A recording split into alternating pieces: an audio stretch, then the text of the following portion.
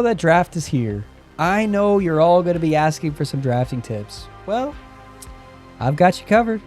I've been figuring out the best way to get you into a draft to set you up with those 5 games, which will help you win out the max rewards you can get. So first thing, when you start your draft, you're going to be offered 3 starter sets. And each set is going to have an archetype theme. It's going to be between Destroy, Boost, Control, Ramp, Swarm, Ongoing, Move, and General. Starter packs are going to vary what cards you'll initially be offered in them, so sometimes you can just lean into the one with the better initial offerings, or you can stick with the ones you personally prefer or think are strong. Most rounds of drafting, you're going to get offered at least one choice of an archetype you choose as your starter set, but don't think of that as your only option. Each card's assigned a rarity, and again, like the archetype offerings, don't just pick the rarer card. Just because it is showing you a legendary card doesn't mean it's the best card for your deck. Sometimes it fits, sometimes it can be clunky with what you've already put together. As you're going through your draft, you're going to see some cards with some modifiers. You'll see some offered with an energy discount, extra power, or even a full-on augment. There are dozens of these augments you can be offered, so be sure to check out what each card has, because sometimes your go-to pick might drastically change based on that augment. Now, don't be afraid to draft multiple of the same card. Sometimes, more of a good thing is just good, especially when it means avoiding putting bad cards in your deck, or, bad modifiers. Like, there's some modifiers out there, like the starting in your hand modifier, that you definitely don't want on some 6-drops. Now, looking out for your energy curve, make sure you aren't overstacking too much in one energy cost for your cards. Hey, it's not going to hurt if you have like 4 of the 1, 2, or 3 cost cards, but it's going to hurt if you have more of the 4, 5, and 6 cost cards, because those are going to be stuck in your hand even if they're better cards. And remember, your deck's not going to need to be perfect, because everyone else is also out there drafting a deck that's going to be a bit rough around the edges. So sometimes you're going to be offered no good choice. You'll just have to choose the one that hurts your deck the least. But sometimes you're going to get offered too many good choices, and you really can't choose wrong. Now, once you go through your first initial 10 picks, you've got your starter deck, and you're ready to hop into a game. Right away with those 10 cards, you'll be adding the final 2 cards over the next couple games. And you'll also be adding some modifiers, so you can look out for that and hop straight into some gameplay. But now let's go ahead and try a couple drafts so you can see what it's like and get a couple tips and see my thought process for how I would draft a deck. So we got our 3 starter choices. We've got Destroy, Control, and Swarm. We got a Scream kind of control starter. Not guaranteed to get Scream with this deck, so a little bit risky if you go for this. You'd be moving the cards around without too much of the value. We've got Swarm with the Marvel Boy and 1-drops, and we've got Destroy with Angel Atuma. Atuma, tough to get going. I think we're going to go ahead and pick up this one because it's the most generally good starting cards, and you're kind of guaranteed to get something going with the Marvel Boy and 1-drops.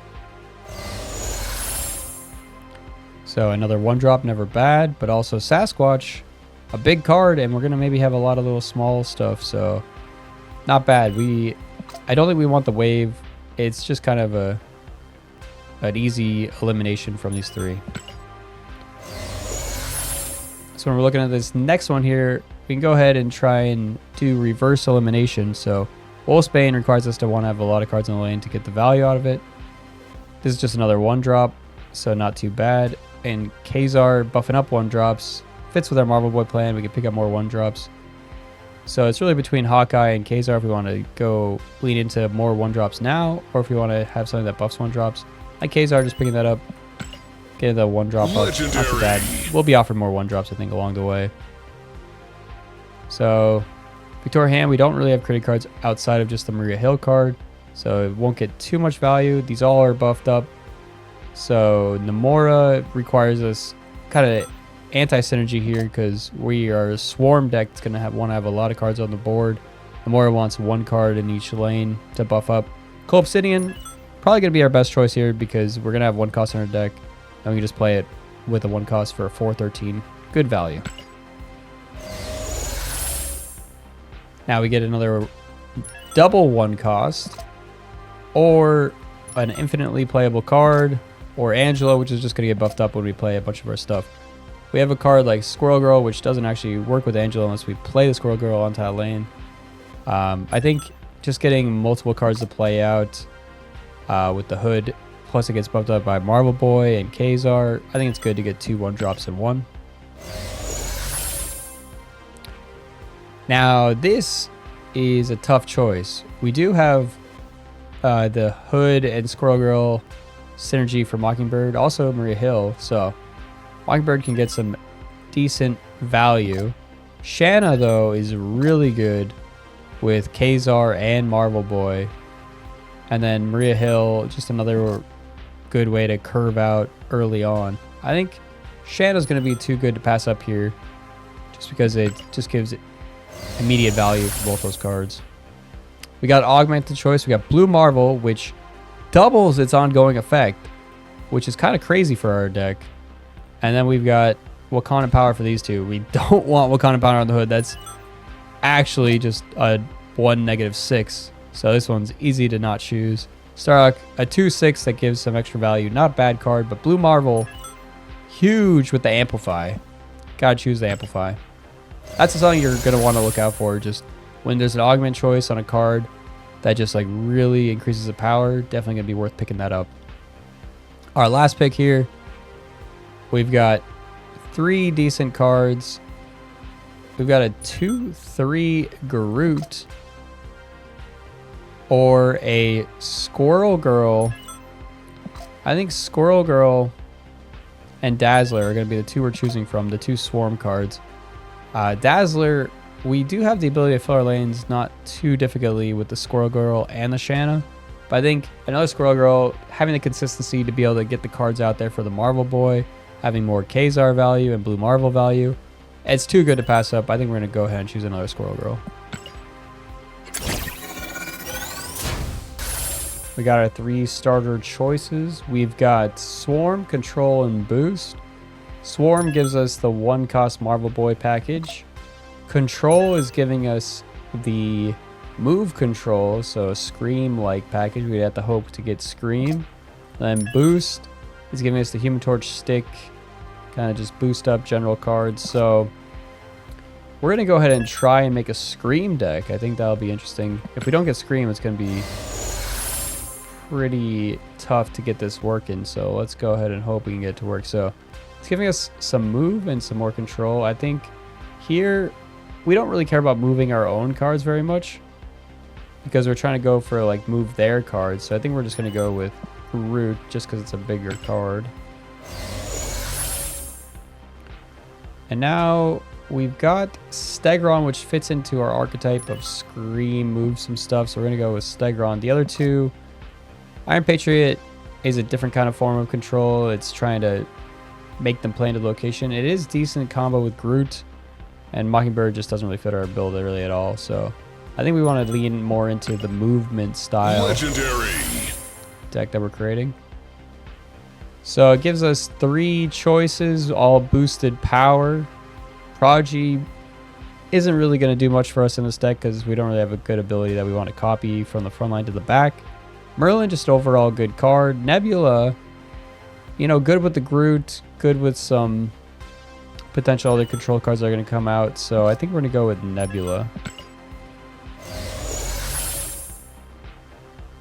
So again, we got another move control card in Polaris, and then we just have 2, like, this one's just going to affect their cards, removing the text, or Medusa, just a middle location card to be a 2/5. So we're going to go with Polaris.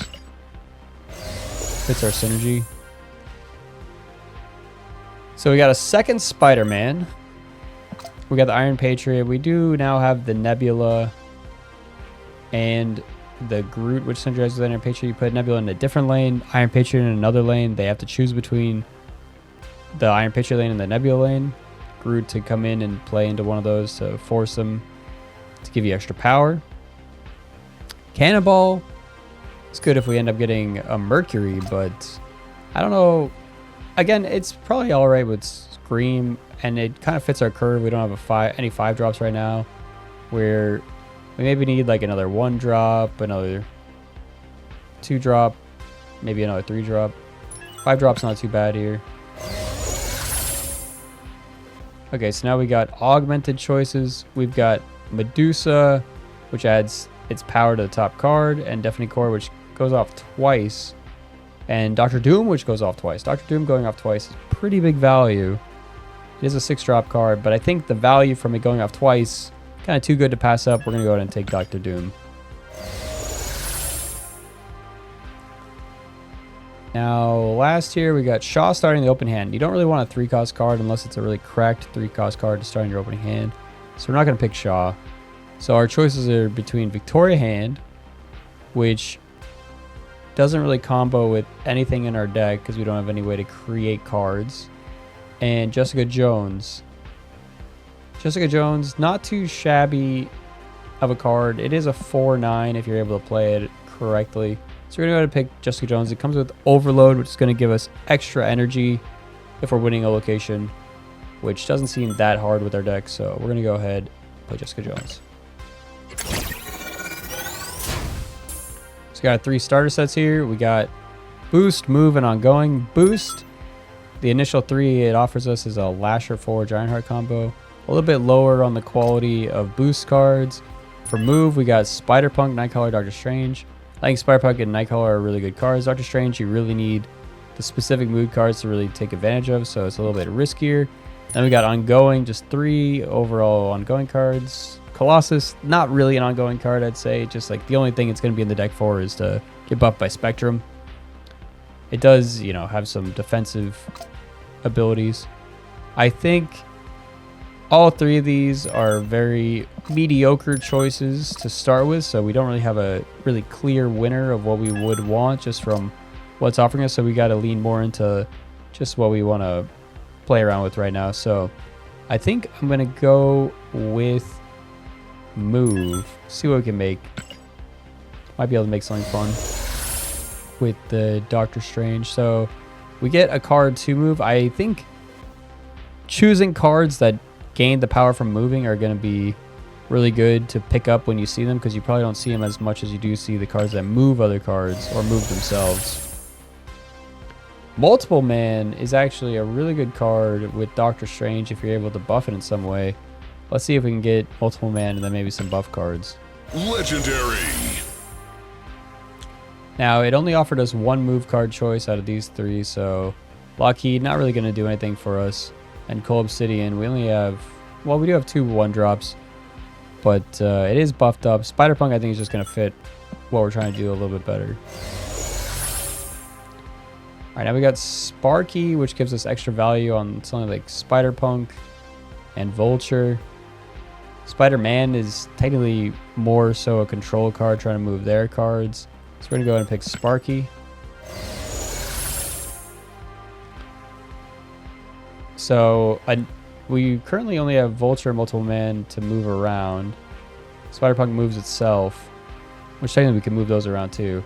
Dagger being added in, we're going to go ahead and pick up Dagger. We do need more cards that move cards, because right now we only have Doctor Strange really. So we're going to have to pick, I think, another Doctor Strange just because we don't have anything else really to do. Even though it's a reality warp, Dagger doubling its power just makes it a 2/4, so it's the same as Doctor Strange, but we need more cards that move stuff, so we're going to go ahead and pick another Doctor Strange. And we were hoping for another card to move things. The 10th card choice I've seen is usually a little bit more random, less structured in the way that it gives you, won't give you anything really guaranteed here. You can get lucky. So all of these are costing less if a card moved last turn. We don't really have any created cards to get the value from the zombie Mr. Fantastic. So even though it does get the discount of a 2 value card, like this is technically a 2/4, a 0/4 with this 0/5 with the extra power. This is a 0/5 and this is a 0/4, so they're all pretty equal. This one takes up 2 slots on your board. This one is a little bit tough to get the value of. This one only gets half the value guaranteed because they might not play out the card.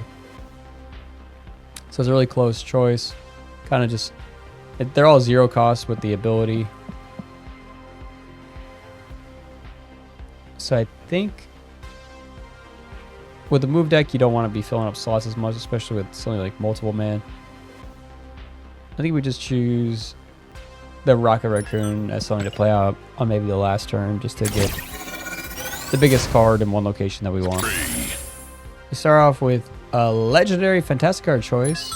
We've got a control, a Nihilus, and a regular move. Just Spider-Man, Doctor Strange, Iron Fist. I think this one is always fun. The end of turn fantastic card stuff. Easy to pick. I want to choose the control Nihilus. I haven't yet drafted one of these. Let's go ahead and see how this goes with the Nihilus. So since we started with a control deck, it should give us some control cards. We didn't get offered any here. We don't really want to boost up in an Nihilus deck. Sabretooth doesn't really give us value unless we get some destroy cards, which we might be able to lean into with the Hood and the Sentry. So I think I'm going to choose Sabretooth because I don't think a Sentinel is going to be that much value for us. So we got an Iron Patriot kind of control card.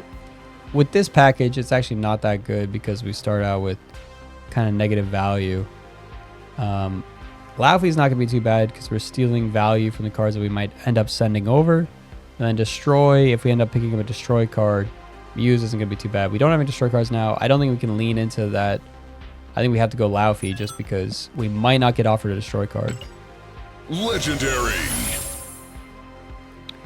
Ooh, we got an Iska that starts as a 4/6, basically already doubled once. And then we've got Claw, 5/8 Claw, and 5/8 Cannonball. I think Claw and Cannonball are kind of heavy cards. Not going to really be able to be as useful as this Iska, which essentially if you put this in a losing lane, it starts as a 4/12, which that can only get bigger. So I think this is going to be just literally the unbeaten card. And now we've got a good value Red Guardian card, but even though that card is pretty good for controlling, we see the Destroy card we're kind of looking for is, just in case we don't draw the Annihilus, a good backup plan to kill off the Hood, kill off the Void, I think is going to be good. So Lady Deathstrike, I think, is where we're going to lean into. Again, Iron Patriot, I already talked about why we don't want that in our deck. All right, now that we have a Lady Deathstrike and a Nihilus, I think another Hood going to be good for us. Again, Iron Patriot being offered, we don't want that. Rhino doesn't really do much for us, especially since we don't have a way to send over the rock without playing Laufey on it. I think we just pick up another Hood. Now we got every single one of these has Reality Warp. With the Medusa being a 2/5, it doesn't get killed by our Lady Deathstrike. Angela also getting buffed up, not getting killed by our Lady Deathstrike. Could maybe play Angela's with some Hoods into Lady Deathstrike. Not too bad. Iron Patriot we are talking about we don't really want, so we're going to go ahead and pick Angela. Now we've got 3 different augments. We have a Red Guardian that would start in our hand. I really don't like cards that start in our hand that aren't like a 1 and 2 cost card. So I think we're going to avoid that one. Maria Hill, +1 power for each of the cards you have here. Pretty decent value, a 1/3 that gets even more value, and it gives us a 2-drop. We don't really have many 2-drops in our deck. And then we have Cleo, which has add a random character to your hand, give it -2 cost. So essentially, the Maria Hill power, but with -2 cost. So it gives us an extra card that's cheaper. So it's probably between the Clea and the Maria Hill. We don't really have a good way to buff cards the Clea, so it's not getting much value. This one getting just more power, I think, is going to just be better just by a hair. It's really close, though. There's our deck.